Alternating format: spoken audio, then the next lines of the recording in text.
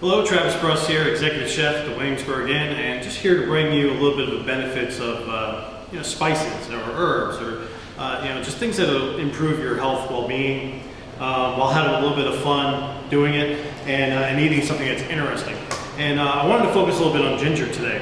And we're going to be using some sliced ginger, some fresh sliced ginger, as well as candied ginger in our ginger or candied ginger apple butter. It's very simple to make. We're going to do a little bit of magic of TV here and kind of work our way through the recipe and show you the final product. But this is a unique way to maybe get your children to eat some more ginger in their diet. Maybe if they don't like it so much, ginger ale is not the only way to really take it in. So what I wanted to do was to incorporate that into an apple butter, and I thought it was kind of a unique idea. Ginger has a lot of great like anti-inflammatory properties to it. Really helps out with my knees, working in the kitchen. Also, it's settling for your stomach. That's why you do drink ginger ale, like flat ginger ale, when you're feeling uneasy. So it really helps out there. And just overall great antioxidant. And it's actually non-allergenic. You can't be allergic to ginger, which is kind of unique. So ginger's for everybody, which is pretty awesome. So what we have here is just a mild heat on our pot here, and we're just slicing up a little bit of apples. You can really use whatever apples you got laying around the house. Don't have to go out there and find anything specific. We're just using a little bit of Red Delicious or Golden Delicious apples here. We're just going to cook it down so it's really nice and soft. And what we're going to do is we're just going to start off with our apples.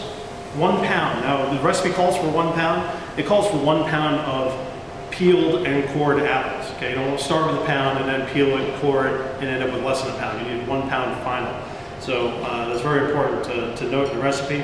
We're going to add that to our pot. We're also going to add our fresh ginger. Now you can see this is quite a bit of ginger, okay? But we're going to cook that out. It's going to give it a nice, robust flavor in the background while it's being hidden a little bit by the sweetness of the apple. We're going to add our apple juice as well.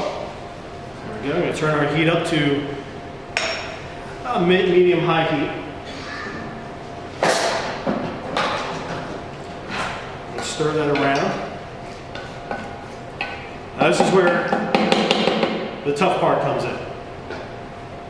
Put a lid on it. You don't walk away too far, okay? Because you want to make sure that this softens and cooks down, gets very, very soft to where if you touch it with a spoon, it will spread, okay? If you walk away, start watching the news or something like that, you're going to burn it and you're going to have to start all over. So it's a great thing if you're making a soup or something like that.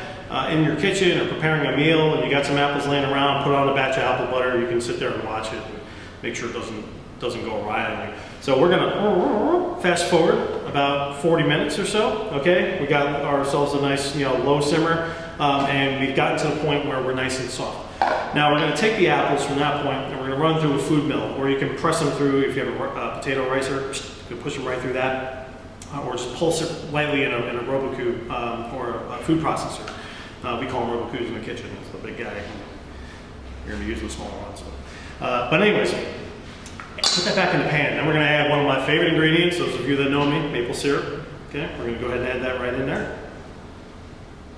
Use the real stuff, please. Okay.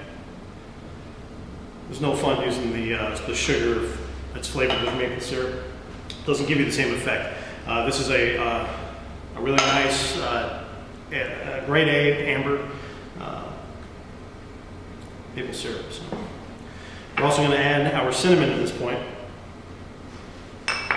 and candied ginger. Okay, we got more of that ginger that's going to be worked in there. Now, the candied ginger is what's going to make it kid friendly, makes it adult friendly too.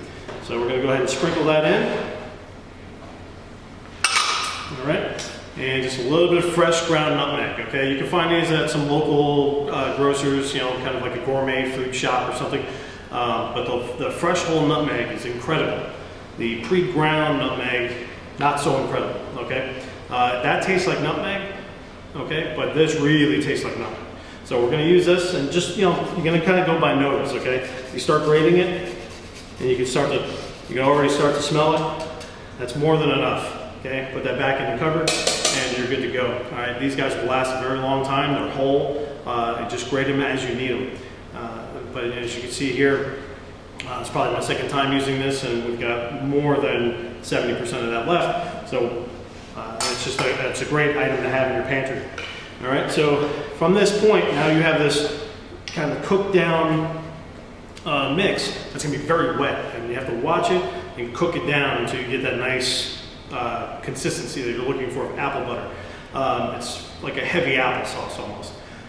You can take it as low or as reduced as you want, but by all means, just kind of experiment. Every apple is going to give you a little bit of a different outcome as well. But as long as you're using that ginger in there, it's going to be fantastic, and your whole house starts to smell like ginger and apples, and it's going to be really great. So what I've done is already prepared some. I'll bring this out here. Look at that. Okay, how nice does that look? And it's about, a full recipe will make you a good small mason jar size amount of it. And went ahead and just did a few biscuits. Now biscuits might not be on your diet right now, but sure is on mine. So I'm going to go ahead and try it with the biscuits. But you can spread this on multiple different things. Apple butter, just using apples to dip it, it would be great. You can spread it on toast. You can use it on pancakes. It's already got maple syrup in there, so a little spread on pancakes would be great. Have that ginger maple kind of flavor going on. The possibilities are pretty much endless. And as one of our friends said, it's great with a spoon too. So you can absolutely do that. So we're just going to go ahead and break open a nice biscuit here. These were just recently baked. We coated the top of our biscuit, just a standard biscuit recipe. Coated it with a little bit of cream and then a little bit of sugar, just kind of bring it up to a nice kind of snack biscuit. And then just take that nice, and you can see how it holds up. Applesauce is a little more runny, so that apple butter is going to be really nice. I'm going to spread that on there. And that's just dynamite. And the aroma of that ginger comes through, a little touch of the spices. It's not heavily spiced. A little bit of cinnamon, touch of nutmeg. Let's see how it tastes. Be prepared to write home about this one, folks.